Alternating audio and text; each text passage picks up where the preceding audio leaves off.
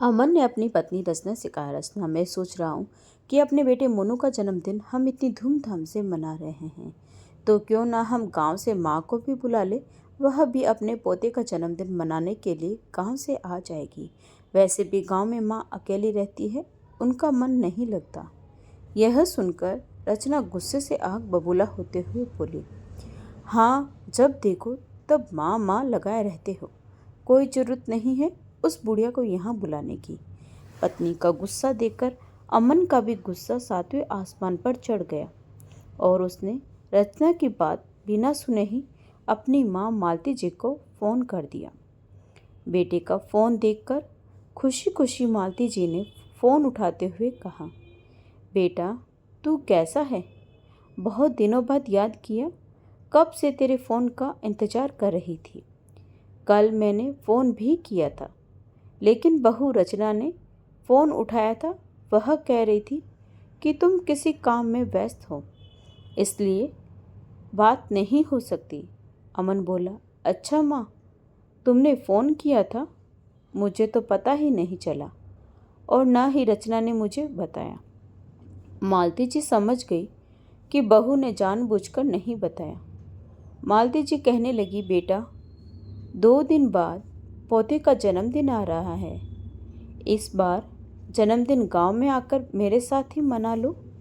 मुझे भी धूमधाम से अपने पोते का जन्मदिन मनाने का शौक है।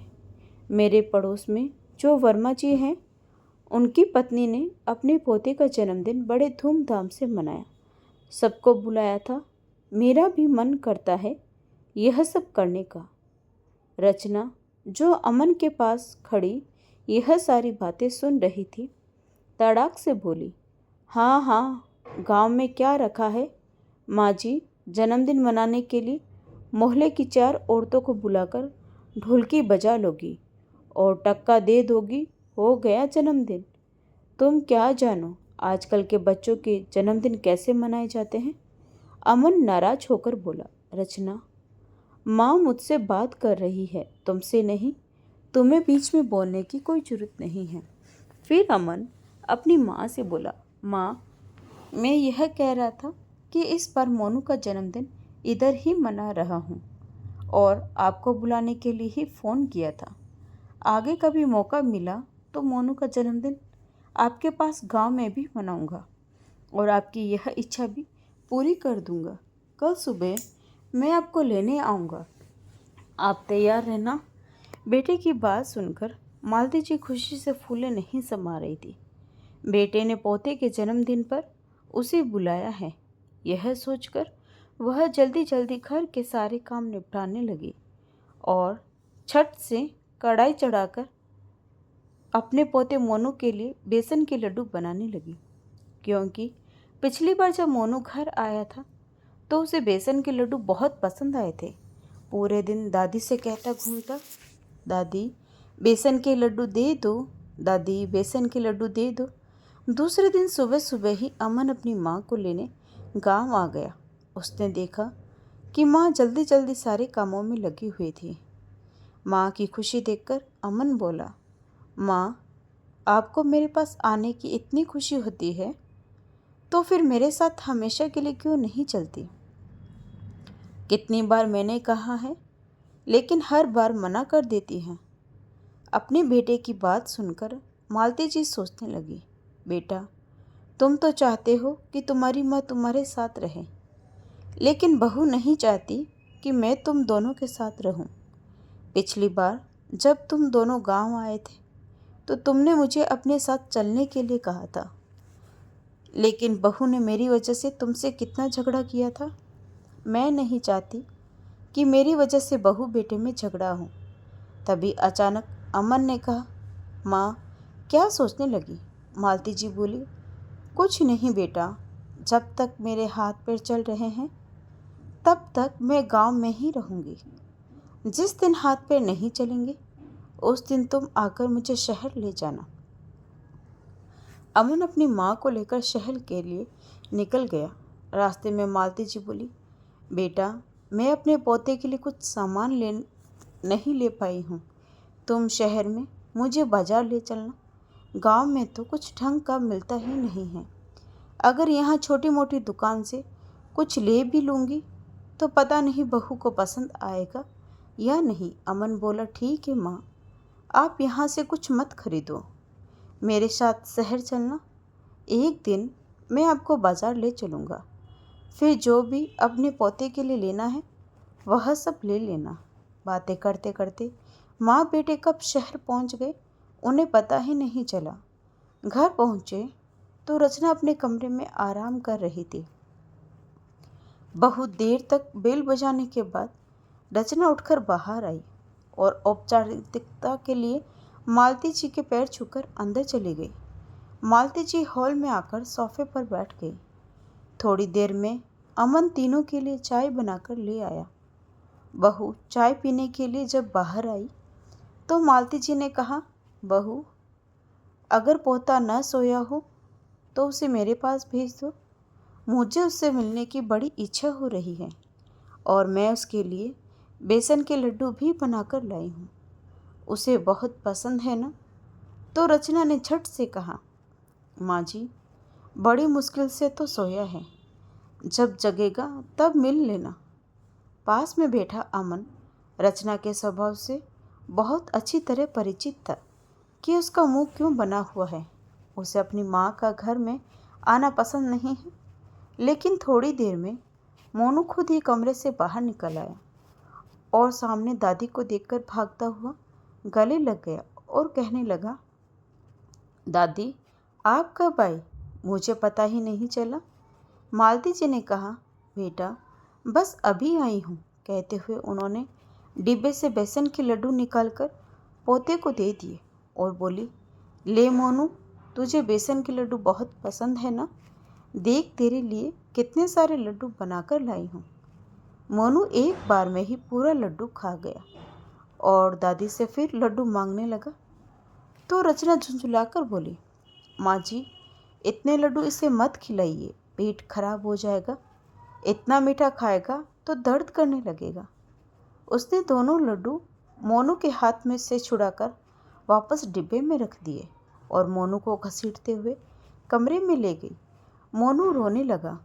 अमन भी उनके पीछे पीछे कमरे में गया तो रचना पहले से ही बड़बड़ा रही थी, मैं इसीलिए तुम्हारी माँ को यहाँ नहीं बुलाती हूँ, मेरे बेटे को बिगाड़ कर रख देती है। इतने सारे मीठे लड्डू देने की क्या जरूरत थी? कल को दांतों में दर्द हो जाएगा तो अस्पताल ले जाना पड़ेगा। तभी अमन ने पत्नी की बात काटते हुए कहा, कैसी बातें कर रही हो रचना?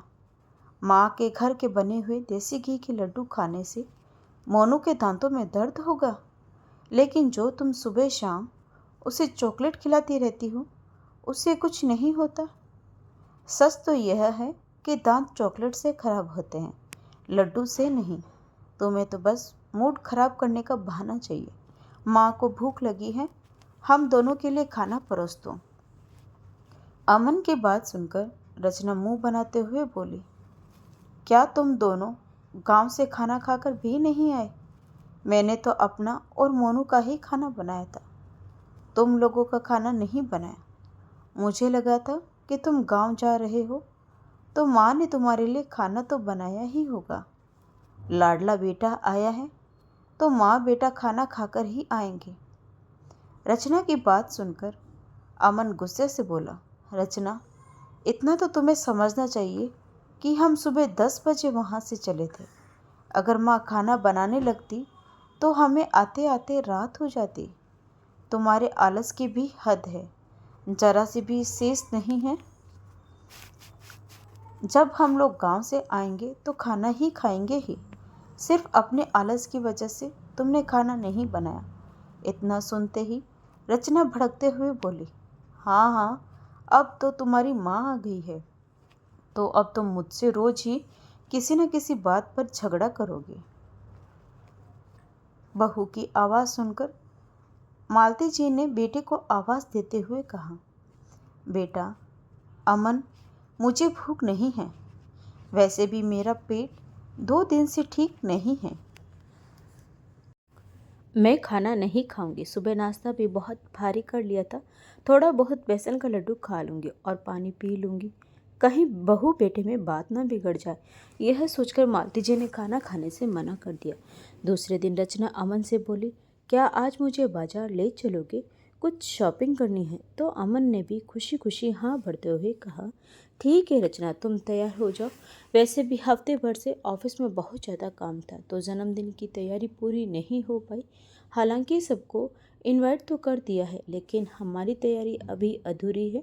हमने जो होटल पार्टी के लिए बुक किया था, एक बार उसका मेन्यू भी डिसाइड कर आएंगे, और तुम्हें जो भी शॉपिंग करनी है कर लेना। तभी रचना मालती जी से बोली, माँ जी, मैंने सुबह का नाश्ता बना दिया है, दोपहर का खाना आप बना लेना, मेरा तो पूरा दिन आज शॉपिंग में निकल जाएगा। तो मालती जी ने कहा, ठीक है बहू, तुम आराम से अपनी शॉपिंग कर लो, खाना मैं बना दूंगी। जब बहू बेटे शॉपिंग के लिए निकलने लगे, तभी मालती जी को याद आया कि उन्हें भी अपने पोते के लिए गिफ्ट लेना है। उन्होंने बेटे बहू से कहा, बेटा, तुम जा ही रहे हो तो मैं भी पैसे दे देती हूँ, मोनू के लिए उसकी पसंद का गिफ्ट ले आना। कहते हुए मालती जी ने बहू के हाथ में पैसे थमा दिए। अगले दिन मोनू का जन्मदिन था। धूमधाम से जन्मदिन की तैयारी चल रही थी। पूरे आंगन में मोनू धमा चौकड़ी मचाते हुए घूम रहा था। कभी दादी की गोद में बैठता तो कभी पापा के कंधों पर चढ़ जाता। शाम होते होते सभी मेहमानों का आना भी शुरू हो गया। मालती जी हॉल में जा ही रही थी कि तभी अचानक मोनू दौड़ता हुआ आया और उनके कपड़ों पर कोल्ड ड्रिंक गिरा दिया। मालती जी की साड़ी एकदम चिपचिपी हो गई। लाइट कलर की साड़ी थी, दाग जगह जगह साफ दिख रहे थे। पानी से धोने के बाद भी दाग नहीं गए। तो मालती जी बहू के पास गई और बोली, बहू, मेरी पूरी साड़ी गंदी हो गई है, अब मेरे पास इतनी अच्छी दूसरी साड़ी भी नहीं है।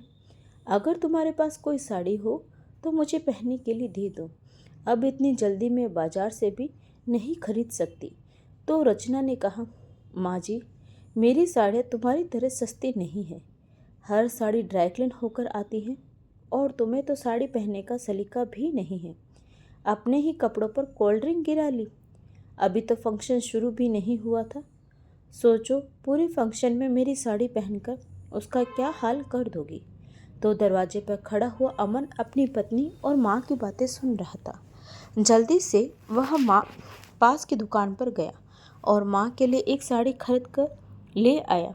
जब वापस आया तो रचना अमन के हाथ में एक पैकेट देकर पूछने लगी कि इसमें क्या है। तो अमन बोला, अरे तुम लोग जल्दी से गेस्ट हाउस पहुँचो, उधर सारे रिश्तेदार आने वाले हैं और उनको रिसीव करने के लिए भी कोई होना तो चाहिए ना। हम दोनों अभी इधर ही है, यह अच्छा नहीं लगता। कहकर अमन ने रचना को फटाफट कार में बिठाया और अपने हाथ में लिया हुआ पैकेट माँ के हाथों में थमाते हुए बोला, माँ, जल्दी से यह साड़ी पहन लो, आपके लिए नई साड़ी लेकर आया हूँ। तो कार में बैठी हुई रचना ने यह सब देख लिया और आग बबूला होते हुए कार से उतरकर सीधी अंदर आई और पैकेट से साड़ी निकालते हुए बोली, अमन, तुम माँ के लिए नई साड़ी खरीद कर लाए हो, एक बार भी मुझसे पूछा तक नहीं। तुम हमेशा माँ माँ करते रहते हो, अगर अपनी माँ के लिए ही यह सब करना था तो मुझे शादी क्यों की? अगर माँ ही सारी बातें माननी थी तो मेरी क्या ज़रूरत थी?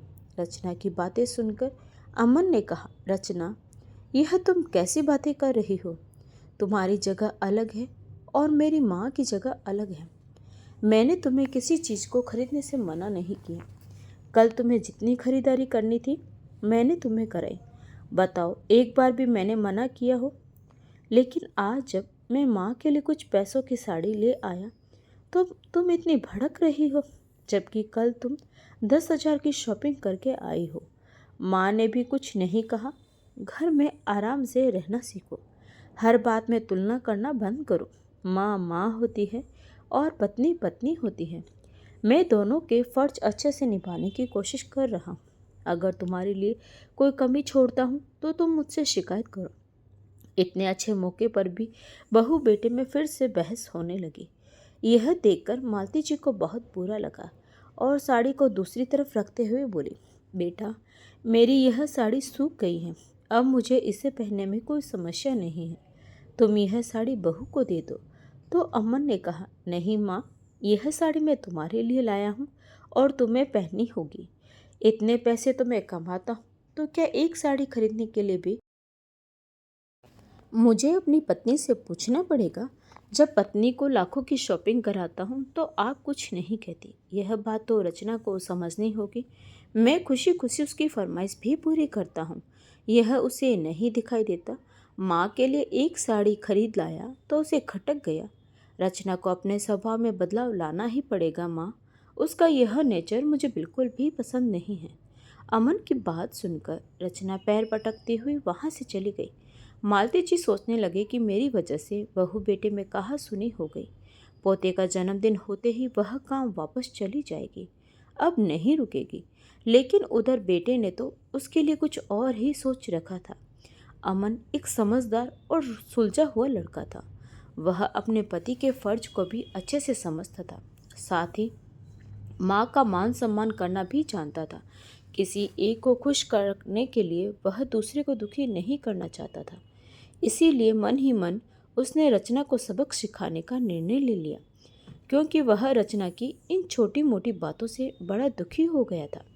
मोनू की जन्मदिन की पार्टी बड़ी धाम से मनाएगी, पर रचना पूरी पार्टी में अपनी सासू माँ से मुंह फुलाए रही। न तो उसने ठीक से बातें की, न ही खाने पीने के लिए पूछा। दूसरी तरफ अमन दोनों तरफ तालमेल बिठाने की पूरी कोशिश करता रहा। अगले ही दिन मालती जी बेटे से बोली, बेटा, पोते का जन्मदिन अब हो गया, अब मैं गांव जाना चाहती हूँ। यह सुनकर रचना बहुत खुश हो गई। लेकिन अमन ने कहा, माँ, तुम गांव जाकर क्या करोगी? वैसे भी अब तुम्हारी हिम्मत नहीं रही, कोई तुम्हें देखने वाला भी नहीं है। अगर कभी तबीयत भी खराब हो जाए तो कोई तुम्हें गोली देने वाला भी नहीं है। अब तुम कहीं नहीं जाओगी, मेरे पास शहर में रहोगी। अब आपके बेटे बहू तो तुम्हें गांव में अकेले रहने की क्या जरूरत है? यह सुनकर रचना आग बबूला होते हुए बोली, इन्हें गांव में रहने से क्या समस्या है? हम अभी अपने साथ माँ जी को नहीं रख सकते। तो अमन ने भी गुस्से से कहा, मैं माँ को वापस गांव नहीं जाने दूंगा, यह मेरा आखिरी निर्णय है। अमन को गुस्से में देखकर रचना थोड़ा सा शांत हो गई, क्योंकि इससे पहले उसने अमन को इतना गुस्सा करते हुए नहीं देखा था। अमन माँ का हाथ पकड़कर कमरे में ले गया और बोला, माँ, तुम्हारा शरीर तो बुखार से तप रहा है और तुमने बताया भी नहीं। चलो अभी डॉक्टर को दिखाने के लिए लेकर चलता हूँ। तो मालती जी ने कहा, अरे नहीं बेटा, डॉक्टर को दिखाने की कोई ज़रूरत नहीं है। मैंने बुखार की दवाई खा ली, रात में उसका असर हो गया था। अभी सुबह नाश्ता करके फिर से खा लूँगी तो ठीक हो जाऊँगी। इतना कहकर मालती जी कमरे में आराम करने के लिए चली गई। इधर अमन भी अपने ऑफिस चला गया। शाम को अमन जब ऑफिस से वापस आया तो देखा रचना सज धज कर कहीं जाने के लिए तैयार बैठी थी। तो अमन ने पूछा, क्या हुआ रचना, कहीं जा रही हो? रचना बोली, हाँ, आज मेरी माँ ने हम दोनों को डिनर पर बुलाया है। तुम भी जल्दी से हाथ मुंह धोकर कपड़े बदल लो, फिर चलते हैं। तो अमन बोला, रचना, अपनी माँ के घर तुम चले जाओ, मैं नहीं जा सकता। क्यों? तुम क्यों नहीं जा सकते? रचना ने पूछा। तो अमन बोला, रचना, तुम्हें दिखाई नहीं दे रहा कि माँ की तबीयत ठीक नहीं है, मैं उनको अकेले छोड़कर नहीं जा सकता। तो रचना ने कहा, माँ जी को थोड़ा सा बुखार ही तो है और बुढ़ापे में तो थोड़ी बहुत तबीयत खराब होती रहती है। बुढ़ापे में तो सब चलता है। तुम सिर्फ अपनी माँ की सोच रहे हो, मेरी माँ का क्या, जिन्होंने मुझे फ़ोन करके खाने के लिए इनवाइट किया है। तो अमन ने कहा, रचना, तुम्हारी माँ का फ़ोन तुम्हारे पास आया है, मेरे पास नहीं, और मुझे तो इसके बारे में कुछ पता भी नहीं है। तुम्हें अगर जाना है तो तुम चली जाओ, मैं मना नहीं करूँगा, लेकिन मैं अपनी माँ को इस हाल में छोड़कर कहीं नहीं जाऊँगा। इतना कहकर वह अपनी माँ के कमरे में उनका हाल चाल पूछने के लिए चला गया। रचना तो सुबह से ही भड़की हुई थी। अब जब अमन उसकी माँ के घर डिनर पर जाने को मना कर दिया तो वह आग बबूला होते हुए बोली, अगर मुझे पता होता कि तुम अपनी माँ के इतने चमचे हो तो मैं तुमसे शादी ही नहीं करती, पूरी ज़िंदगी अपनी माँ के साथ ही रहते। क्या ज़रूरत थी तुम्हें शादी करने की? जब पूरा समय माँ ही माँ करना है और पता नहीं अकेले में क्या क्या बातें करते हो। पक्का मेरी बुराई करते होंगे। जब से तुम्हारी माँ आई है तब से तुम मुझे कम समय देते हो। रचना की बात सुनकर अमन भड़कते हुए बोला, ये क्या बातें कर रही हो रचना? अगर मैं माँ से कुछ देर बात कर लूँ तो तुम्हारा मुंह क्यों फूल जाता है और हमेशा तुम्हें यही लगता है कि मैं माँ से तुम्हारी बुराई कर रहा हूँ? अरे, तुम्हारे अलावा भी दुनिया में बहुत सारे काम हैं। तुम्हारी बुराई मैं क्यों करूँगा रचना? मैं सिर्फ तुमसे इतना कह रहा हूँ कि माँ की तबीयत ठीक नहीं है। मैं उन्हें अकेला छोड़कर कहीं नहीं जाऊँगा। तभी मालती जी वहाँ आ गई और अपने बेटे से कहने लगी, बेटा क्यों मेरे लिए झगड़ा कर रहे हो? चले क्यों नहीं जाते? मेरी तबीयत अब ठीक है। माँ के जिद करने पर अमन रचना के साथ उसके मायके चला गया। रात के 10 बजे तक दोनों पति पत्नी वापस आ गए। उस पूरी रात अमन को नींद नहीं आई क्योंकि सब कुछ अच्छा करने के बाद भी उसकी पत्नी खुश नहीं होती थी। हमेशा शिकायत ही करती रहती थी, तुम कभी मुझे समय नहीं देते, हमेशा माँ माँ करते रहते हो, जबकि उसे खुद का दिखाई नहीं देता। घर में मेरी माँ रहते हुए भी पूरे दिन 5 मिनट भी उससे बात नहीं करते और मायके में 5-5 घंटे फ़ोन पर चिपकी रहती है। मैं कुछ नहीं कहता। पानी सर से ऊपर हो रहा है, मुझे कुछ करना होगा। सुबह उठकर अमन ने रचना से कहा, रचना तुम मुझसे जो शिकायत करती हो ना कि मैं तुम्हें समय नहीं देता, इसीलिए आज मैंने तुम्हारे लिए छुट्टी ली है। हम दोनों मूवी देखने चलते हैं, तैयार हो जाना। यह सुनकर रचना खुशी खुशी मूवी देखने के लिए तैयार हो गई। तभी रचना के मायके से उसकी माँ का फ़ोन आ गया। वह रचना से कहने लगी, रचना तुम्हारे पिताजी की तबीयत बहुत ख़राब है, जल्दी से घर आ जाओ। तो रचना ने अमन से कहा, मुझे मेरी माँ के घर ले चलो, मेरे पिताजी की तबीयत ठीक नहीं है। तो अमन ने सुनते ही कहा, रचना तुम्हारे पिताजी का बुढ़ापा है, बुढ़ापे में तो ये सब लगा रहता है और तुम्हारी माँ है ना उनको देखने के लिए। आज तो मैंने तुम्हारे लिए छुट्टी ली है। वैसे भी तुम्हारी शिकायत रहती है कि मैं तुम्हें समय नहीं देता हूँ। मेरा आज का पूरा समय तुम्हारे लिए है। मैं फालतू में तुम्हारे पिताजी के पास जाने में अपना समय बर्बाद नहीं करूँगा। यह तुम कैसी बातें कर रहे हो अमन? मेरे पिताजी बीमार हैं और तुम्हें मूवी देखने और घूमने फिरने की पड़ी है। अमन ने रचना की बात नहीं मानी और उसे घुमाने के लिए ले गया। दूसरी तरफ चुपके से ससुराल में फ़ोन करके अपने ससुर जी का हाल चाल पूछ लिया कि उधर सब ठीक ठाक तो है ना। लेकिन इधर रचना का मूड मूवी देखने में कम और मायके में ज़्यादा लगा हुआ था। वह सोचती रही कि मेरे पिताजी तो ठीक होंगे ना, पता नहीं उनको क्या हुआ होगा। मैं एक बार उनको फ़ोन करके पूछ लेती हूँ। जैसे ही रचना ने अपने बैग से फ़ोन निकाला तो अमन ने फ़ोन को स्विच ऑफ कर दिया। यह सब देखकर रचना झल्ला कर बोली, यह क्या तरीका है अमन? मायके में मेरे पिताजी की तबीयत ठीक नहीं है और तुम मुझे बात नहीं करने दे रहे हो। मैंने तुमसे शादी की है, खरीदा नहीं है तुमने मुझे। क्यों मैं अपने माँ बाप की दुख तकलीफ़ में भी साथ ना दूँ? मैं अपने माता पिता की इकलौती बेटी हूँ। उनकी बीमारी में मेरा उन्हें देखने का फ़र्ज बनता है। तुम मुझे उन्हें देखने से मना नहीं कर सकते। बिल्कुल सही कहा रचना तुमने। इतने सालों से मैं तुम्हें यही तो समझा रहा था कि मैंने तुमसे शादी की है, तुमने मुझे खरीदा नहीं है जो मैं तुम्हारे इशारों पर नाचता रहूं। अगर नहीं नाचूं तो तुम घर में कलह पैदा करती हो। मैं भी अपनी माँ का इकलौता बेटा हूँ और मेरे अलावा उनका तो कोई सहारा भी नहीं है। पिताजी भी नहीं है तुम्हारे पिताजी के पास, कम से कम तुम्हारी माँ तो है और दोनों पति पत्नी की जोड़ी तो साथ में रहती है। मेरी माँ के पास तो पिताजी भी नहीं है। अगर मैं उनका साथ नहीं दूंगा तो कौन देगा? अगर तुम मेरी माँ का साथ देना पसंद नहीं करती हो, उनके साथ अच्छे से व्यवहार नहीं कर सकती हो, तो तुम भी अपने माता पिता का साथ नहीं दोगी। उन्हें उनके हाल पर छोड़ दो और बात बात पर माँ माँ मत किया करो। अब तुम्हारी शादी मुझसे हुई है तो तुम्हें मेरे हिसाब से चलना होगा। आज से पहले मैंने तुम्हें कभी भी अपने मायके जाने से मना नहीं किया था। जब तुम्हारा मन करता था चली जाती थी, लेकिन तुम्हें अपनी सारी स्वतंत्रताएं चाहिए और मेरे ऊपर ही सारी चीज़ों का बंधन लगाती हो। तुम्हारी माँ माँ है और मेरी माँ माँ नहीं, पराई हो गई है। इतना भेदभाव मुझसे बर्दाश्त नहीं होता। रचना, अब जब मेरी माँ की सेवा तुम नहीं कर सकती हो, उनके साथ अच्छे से व्यवहार नहीं कर सकती हो, तो मैं भी तुम्हारे माता पिता का साथ नहीं दूंगा। या तो तुम खुद को बदलने की कोशिश करो या फिर अपना सामान पैक करके हमेशा हमेशा के लिए मायके चले जाओ। अमन के ऐसे रूप को देखकर रचना दंग रह गई। थोड़े समय के लिए तो उसकी बोलती ही बंद हो गई। फिर सोचने लगी, अमन सच ही तो कह रहा है। उसकी माँ की तबीयत खराब थी, फिर भी मैं उसकी माँ को छोड़कर अपने मायके चली गई। एक बार हाथ पकड़ भी यही नहीं देखा कि माँ जी की तुम्हारी तबीयत कैसी है।